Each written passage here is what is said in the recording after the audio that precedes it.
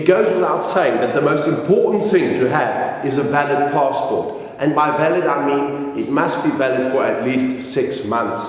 Make sure you check the expiry date and make sure it's always updated.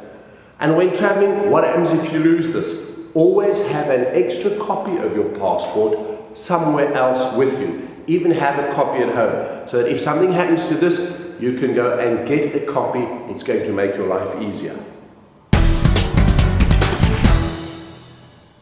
Do not take all your jewelry, your diamonds, your gold rings, your watches with you and try and impress. People watch you, they see it, it will be stolen. Crime is rife everywhere in the world, all major cities. Be logical and practical about it. Take a cheap watch with, whether it's holiday or business, that is enough. You travel light. Buying a plane ticket to collect air miles is more expensive. Go onto the internet and check it out. A ticket with air miles and a ticket without air miles. In fact, it's going to cost you about 10 times the price of a normal ticket if you gather air miles to get your free flight. If you're not necessarily flying business and want to get the best value for money, the cheapest ticket, go for those specials out there. And remember, air miles cost you money.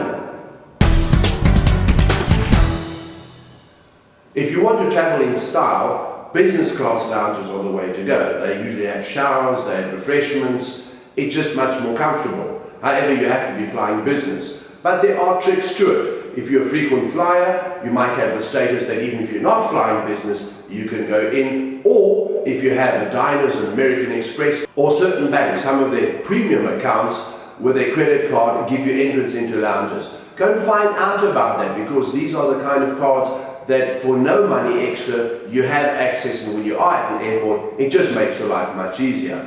And what's really great about the Diners and American Express and certain credit cards is when you purchase your ticket with them, a lot of the travel insurances are included.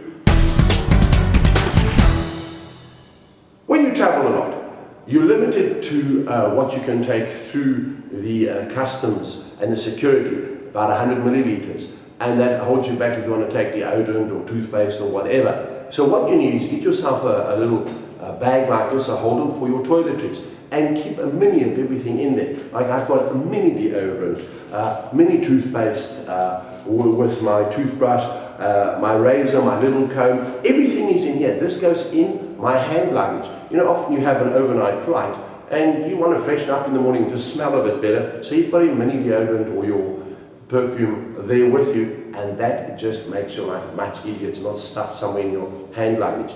And I always have this on the ready, so when I travel, I just pick this up and off I go. How often have I heard of laptops getting stolen, or mistakenly people pick up the wrong one? Most laptops look the same. When you're going through security and it's busy, you could by accident pick someone else's up if it's the same make as yours, or they can do the same. Put an identifying mark on your laptop so you will recognize it. I've got a nice protective cover that's right on my laptop, so I've got the bright green one. I always know it's mine. It stands out immediately. It prevents accidents from happening. That's a simple tip, but if you're a frequent traveler and forever having to put this through the security, this helps a lot.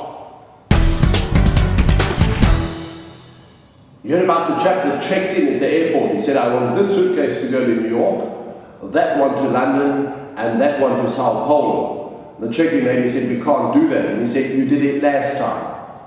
Keep your baggage to a minimum. Ideally, travel with a hand luggage. You don't need more.